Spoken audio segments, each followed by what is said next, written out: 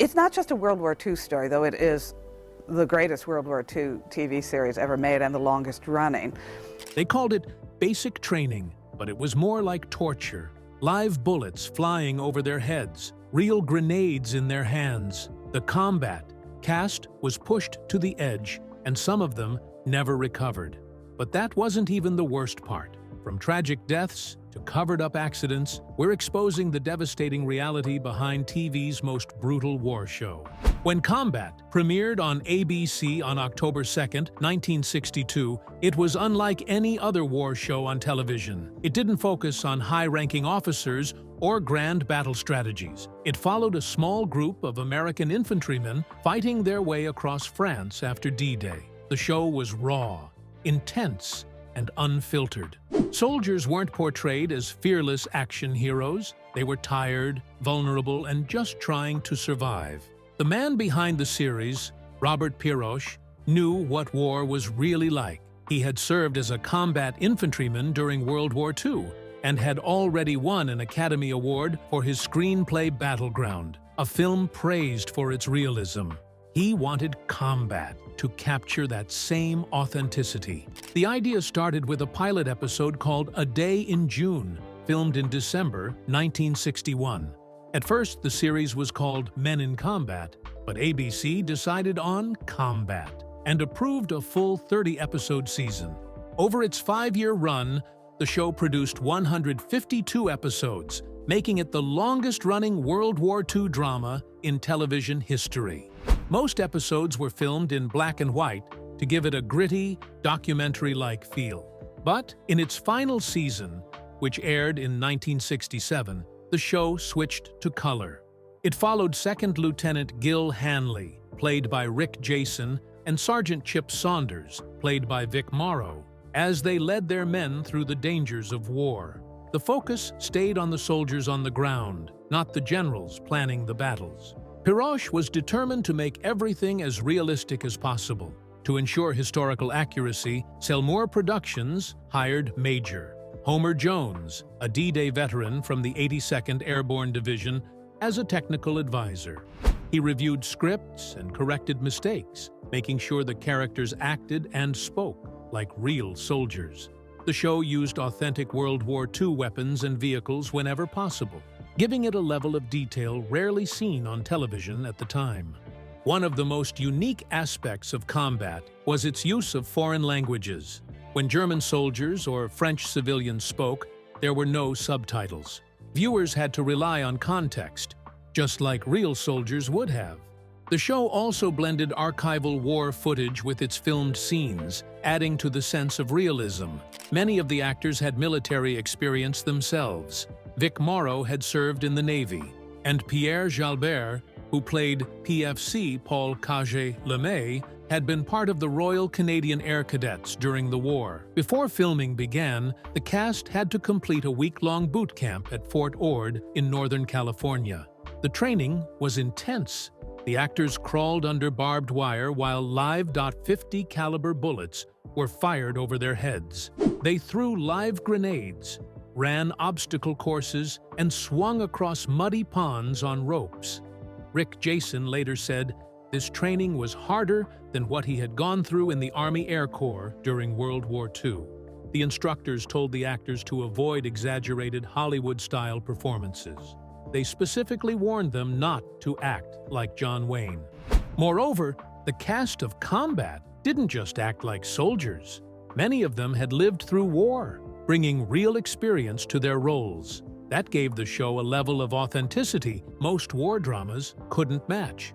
Rick Jason, born Richard Jacobson on May 21, 1923, in Brooklyn, New York, served in the U.S. Army Air Corps during World War II from 1943 to 1945.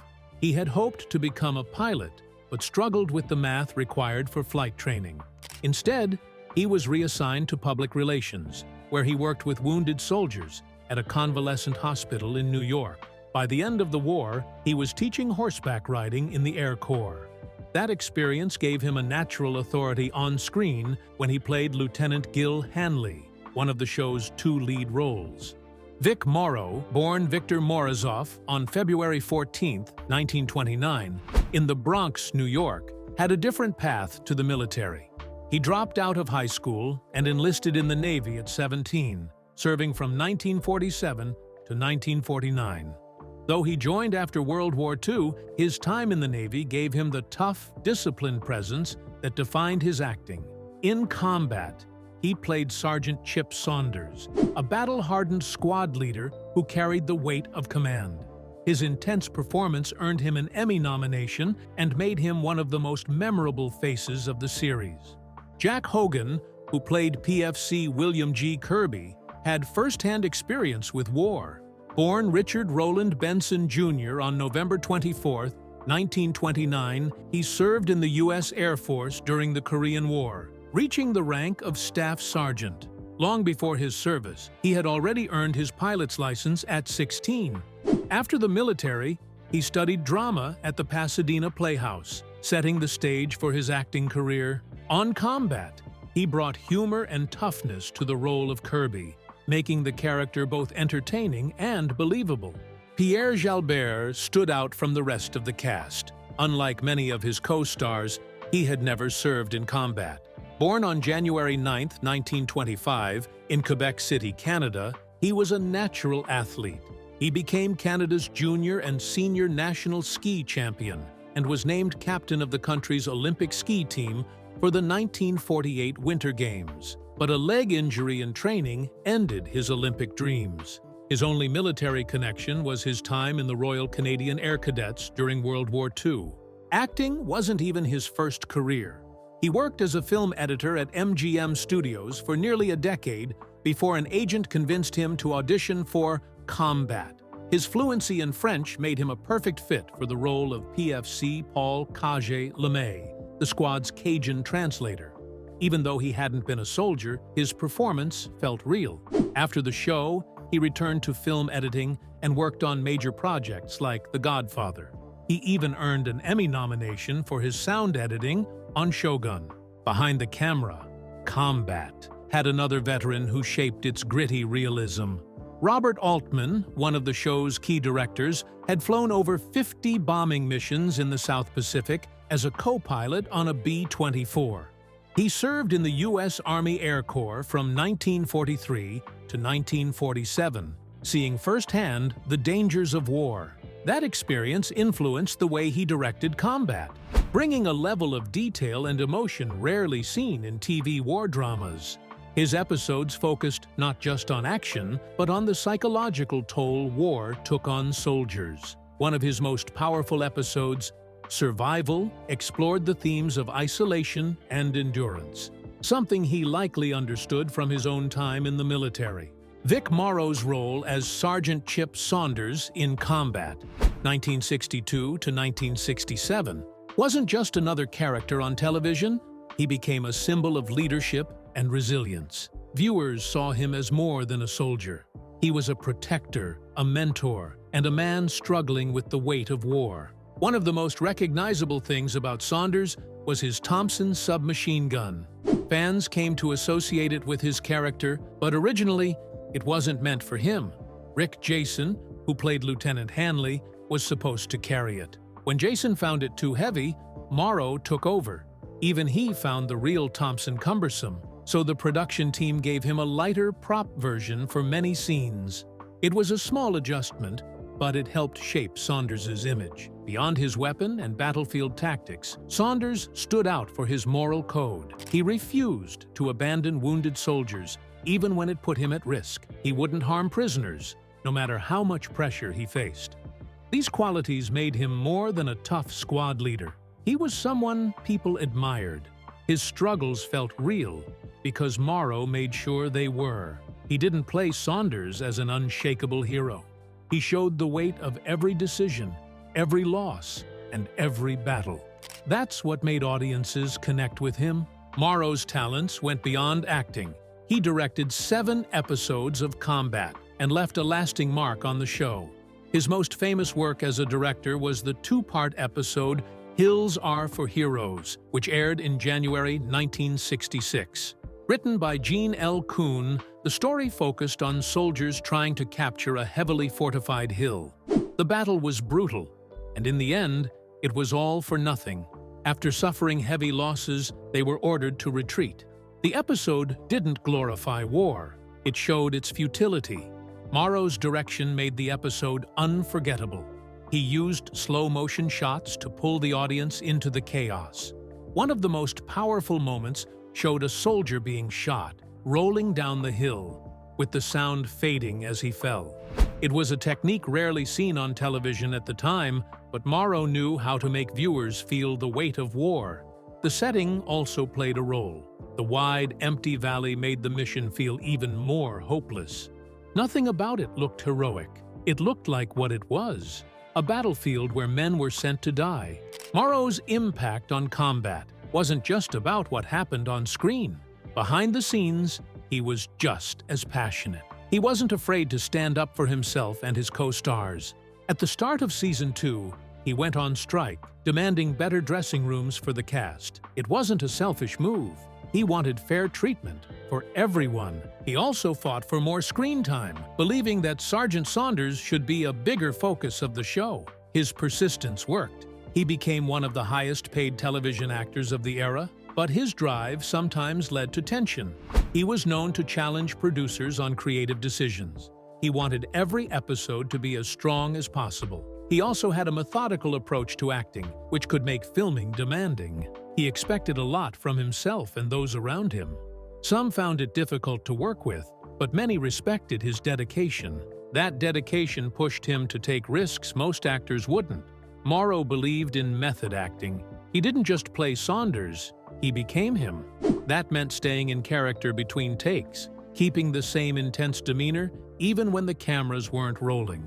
It also meant doing his own stunts, even in dangerous situations. One of the most intense moments came during a scene with live explosions.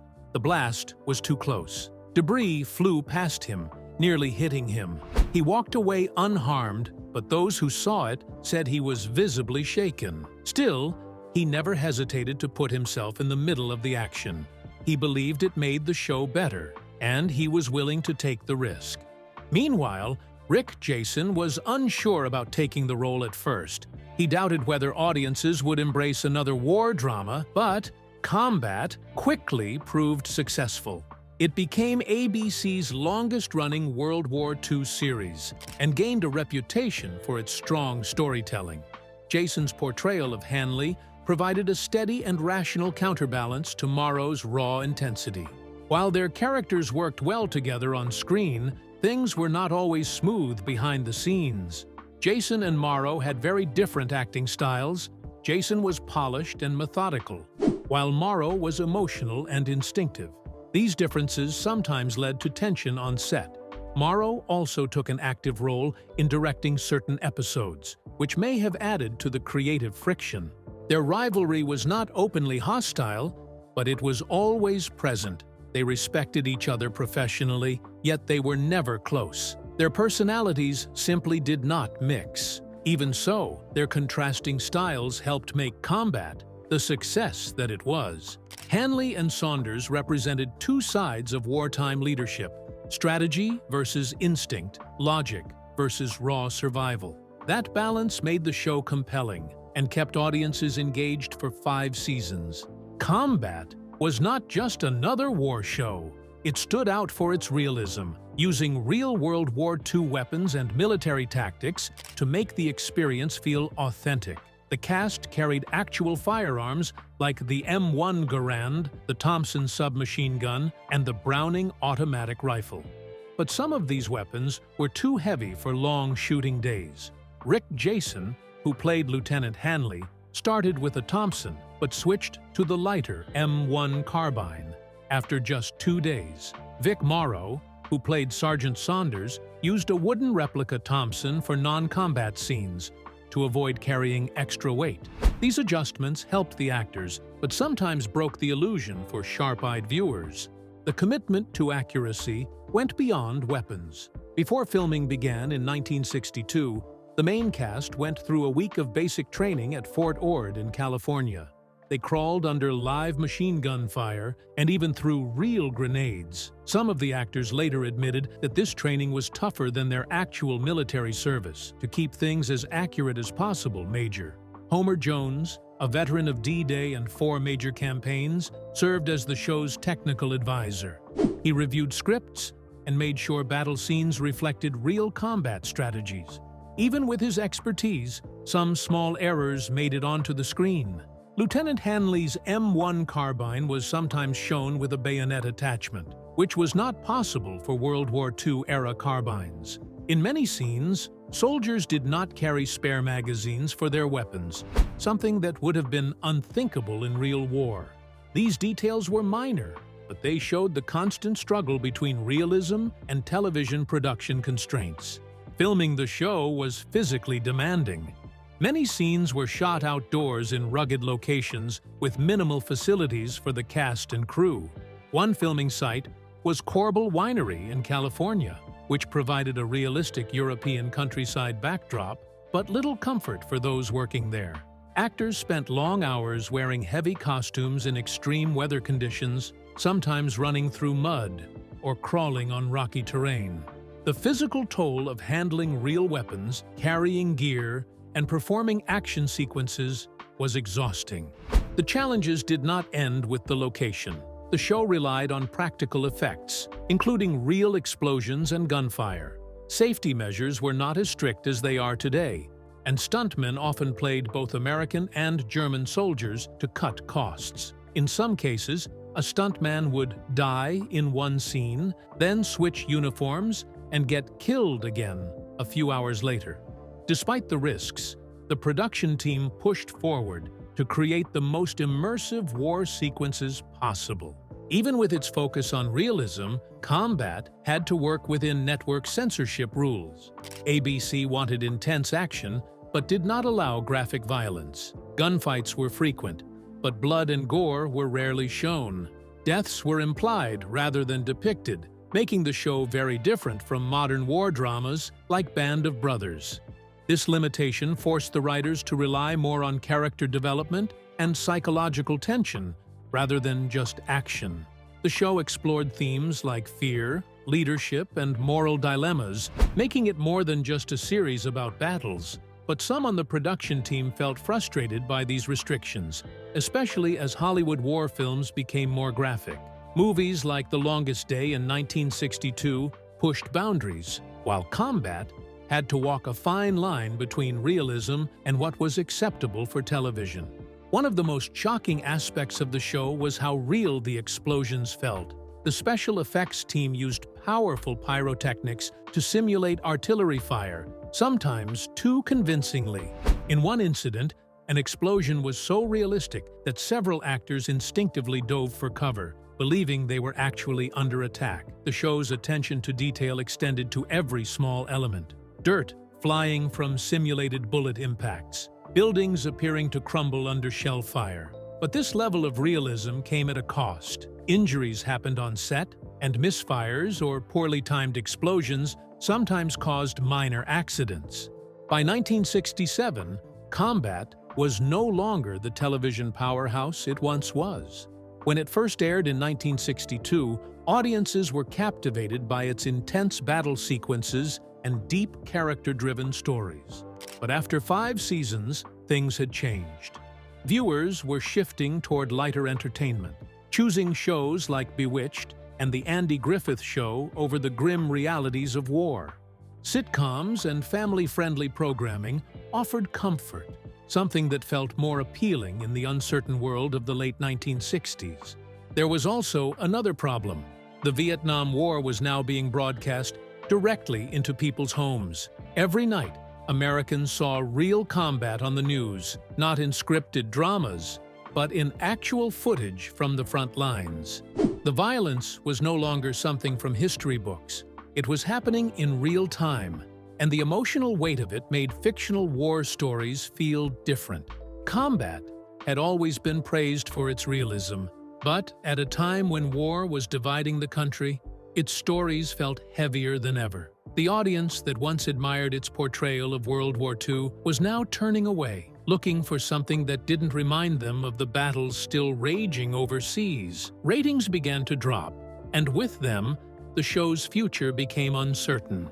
Another major issue was cost. From the beginning, Combat had been one of the most expensive shows on television. The producers didn't cut corners. They hired military advisors to ensure that uniforms, weapons, and tactics were accurate.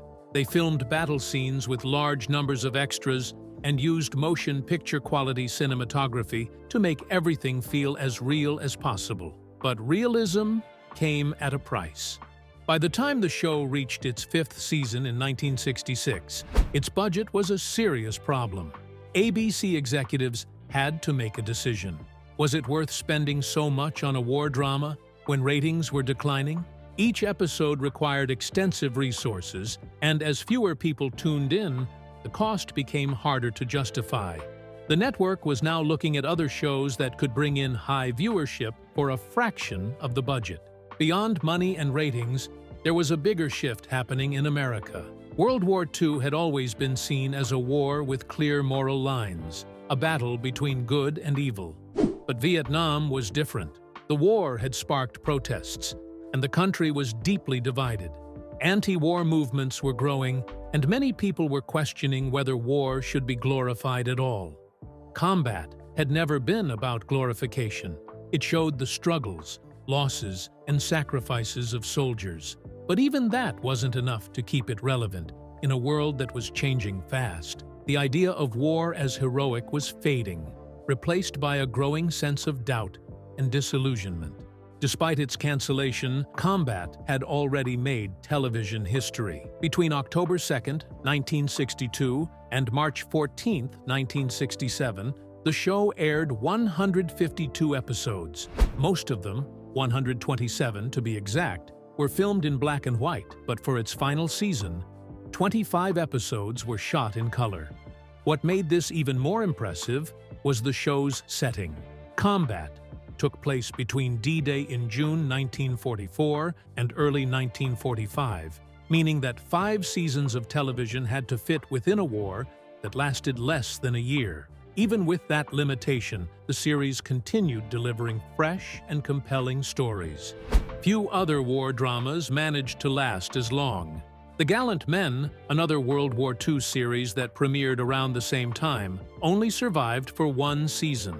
Combat stood apart because of its realism, its storytelling, and its commitment to portraying the lives of soldiers with depth and authenticity. Even though it ended in 1967, its influence didn't fade. It set a high standard for war dramas, one that later shows would try to match. Rick Jason's life after Combat was anything but ordinary. When the show ended in 1967, he kept acting but took on fewer roles. He appeared in the 1969 film Color Me Dead and later made guest appearances on TV shows like The Young and the Restless. But his focus started to shift.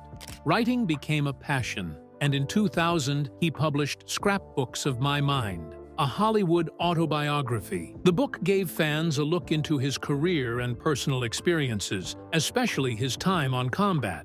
Even as his career changed, he stayed close to his co-stars. He attended reunions over the years, catching up with the people who had been such a big part of his life. His last public appearance was in October 2000 at a Combat reunion in Las Vegas. Just a week later, he died by suicide at age 77. Reports suggested he had been struggling with personal matters, leaving fans shocked by his sudden passing. Away from Hollywood, Jason had a wide range of interests. He painted, sculpted, played guitar, and even bred tropical fish. His love for fine wine led him to open a business called The Wine Locker, which provided specialized storage for collectors. He lived a life full of creativity, always exploring something new. To fans, he would always be remembered as Lieutenant Gil Hanley. His role in Combat helped keep the memory of World War II alive for new generations. His death marked the end of an era, but his work left a lasting impact. But that wasn't the only tragic death. Vic Morrow's death on July 23, 1982, is still one of Hollywood's most tragic accidents. He was filming Twilight Zone, the movie at Indian Dunes, California, shooting a scene set during the Vietnam War. His character, Bill Connor, was supposed to rescue two Vietnamese children while running through a river under a hovering helicopter. The scene was intense, with explosions going off around them.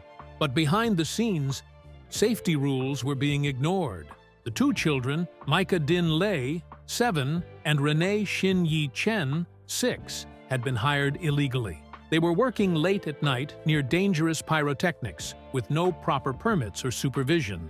Then, at 2:30 a.m., a mistimed explosion hit the helicopter's rotor blades. The aircraft spun out of control and crashed onto the actors below. Morrow and Lei were decapitated. Chen was crushed. The horrifying accident left the crew in shock. Director John Landis and several others were charged with involuntary manslaughter.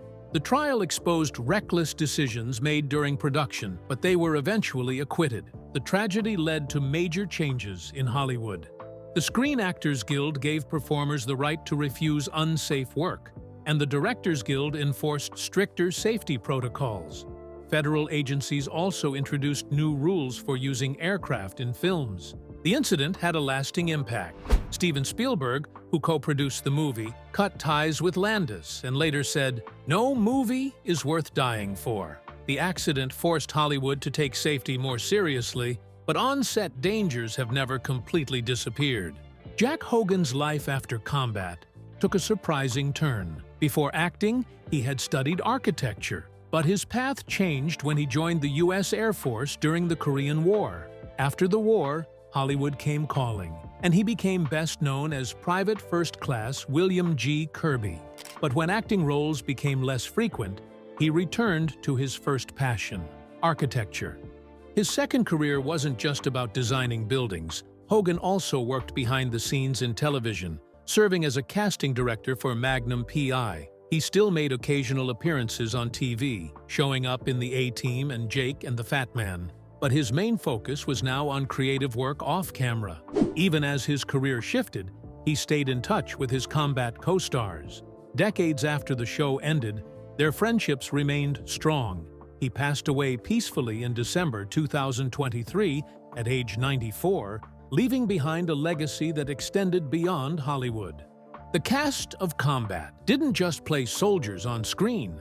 Their friendships carried on long after the show ended in 1967. Rick Jason, Jack Hogan, Pierre Jalbert, and Dick Peabody remained close, proving that the bond they formed on set was real. Their connection started early. Before filming, they went through military training at Fort Ord, learning how to move and act like real soldiers. The tough conditions brought them closer, and the friendships that formed during those days lasted for decades. Even years later, they checked in on each other. Dick Peabody once shared how Rick Jason called him after moving to Placerville just to ask how he liked his new home. It was a small moment, but it showed how much they cared. And then there were the pranks. One story from the set involved Jason and guest star Telly Savalas during a lunch break. Someone had secretly placed a raw egg on Jason's plate, and when he cracked it open, the mess was everywhere. Jason spent years blaming Peabody, even though the real culprit was an extra.